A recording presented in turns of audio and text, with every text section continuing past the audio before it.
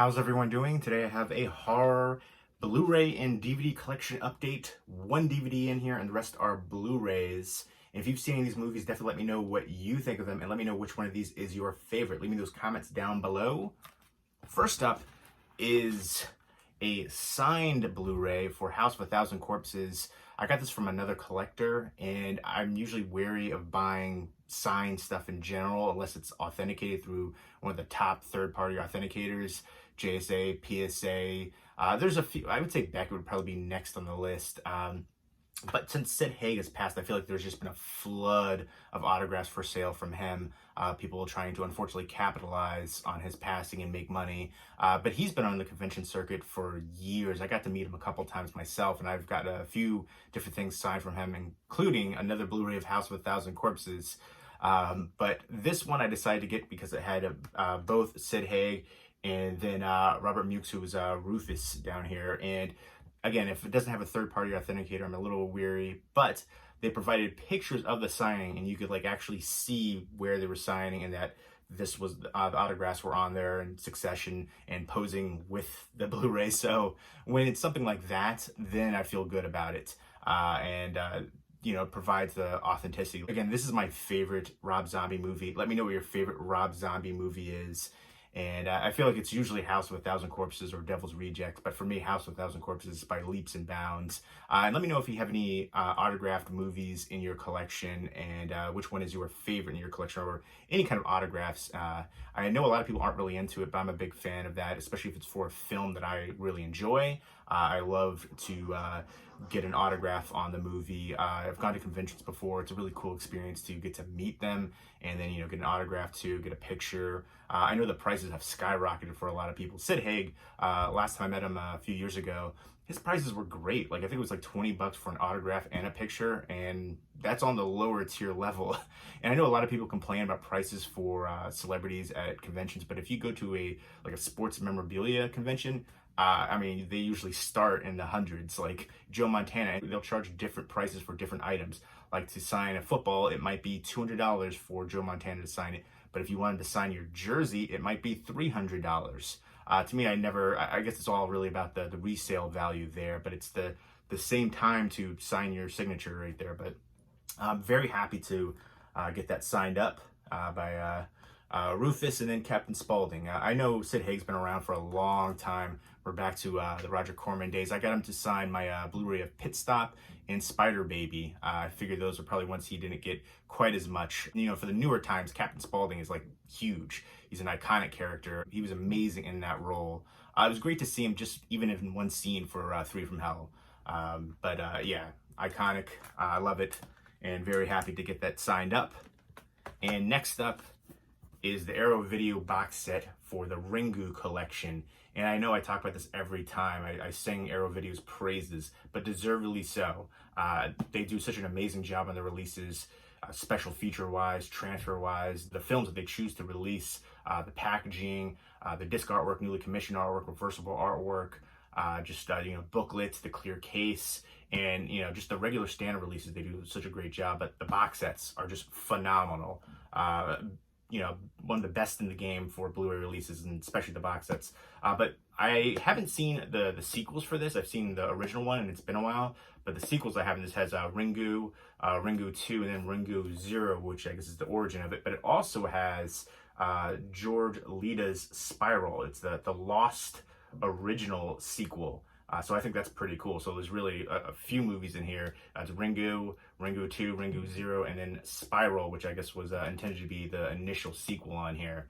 So that is pretty cool, and a ton of special features right there, including a new 4K restoration of Ringu. And I am excited to check out all of these. I've seen the first one, but I haven't seen the sequels. I've seen some of the Sadeko movies. I know there's like a new Sadeko movie. I think that's this year.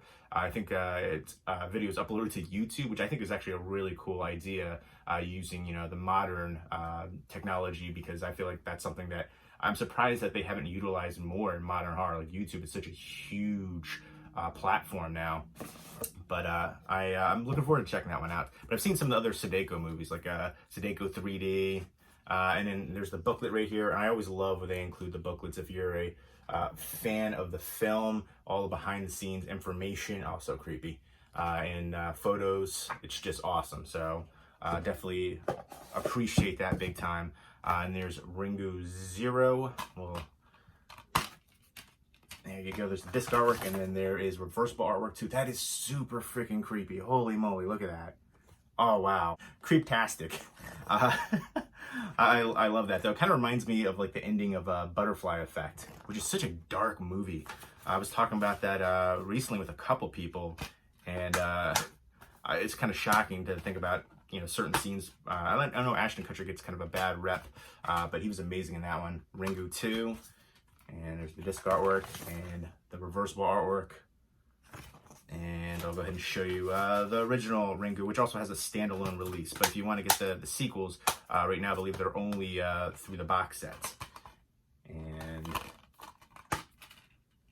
I appreciate the unique disc artwork as well. And I like that. I like when they come in standalone cases too for a lot of box sets. I know there's only 3 films, well technically 4 if you count the Lost initial sequel. But I prefer when they have like the standalone cases like that. I know there's, you know, for ones where there are bigger sets, they could use swing trays. As long as it's not stacked discs, I'm happy. But beautiful release. Can't wait to dive into that. And next up is The Divine Theory, which I have a review copy for me and then 2 giveaway copies coming up. I have a pile of giveaways I need to do. I am slacking on that. So expect coming up a few giveaways. I literally have like a pile that I've been meaning to do for a few of them. But this one right here is a Korean film. It sounds kind of like a, you know, religious horror aspect.